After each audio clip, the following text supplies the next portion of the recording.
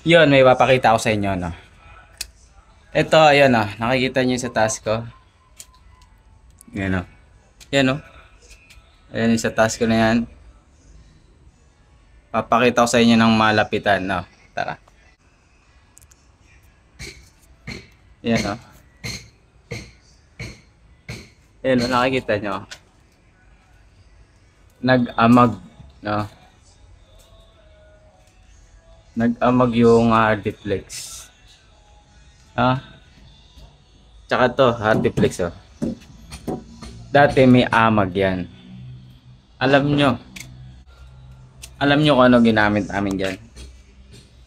Pag gayang mga wall nyo, nagmamantya, may amag, may stain ng paninilaw, o merong punggus, kung tawagin. Mahirap tanggalin yung pagka flat lang ang gagamitin mo. No?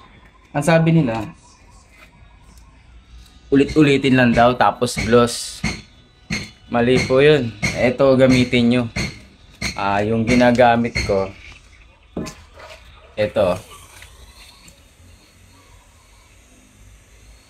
Ito mo. Sabi nila, kung okay daw ba gamitin to. Acrytex lang ang pinaka the best talaga gamitin. Pag kay mga ganyan mga ano, yan o, Acrytex. Yung meron ka mga fungus, yung mga naninilaw sa wall. Kahit anong pahid mo, hindi nawawala, di ba?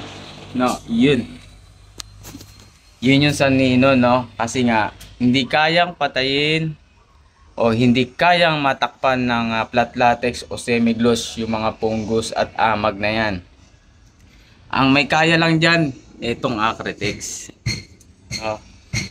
Kung kayo'y may kapareho, ng ganito nga sitwasyon, yung wall nyo hindi pa natitirahan, ano?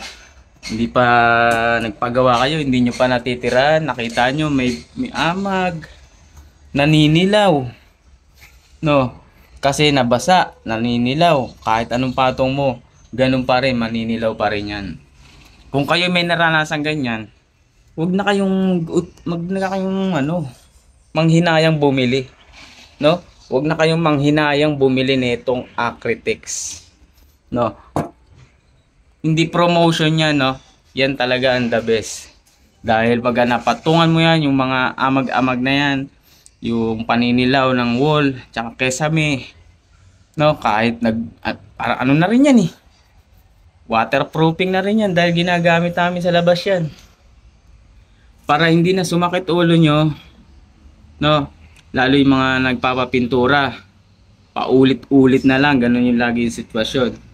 Bilhin nyo Acrytex. Oh, the best.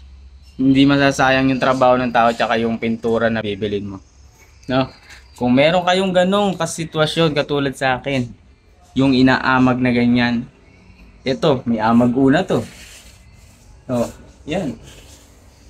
Kasi nag-uulan, 'di ba? Nung nakaraan, bagyo, ulan. May amag 'yan. No? Bumili lang ako ng Acrytex kasi alam ko, ito lang talagang mayroong kakayahan makatanggal ng mga ganun. No? Huwag na kayo magpatumpik-tumpik. Bumili na kayo nito. No? Para hindi masayang yung pera nyo. Yun lang.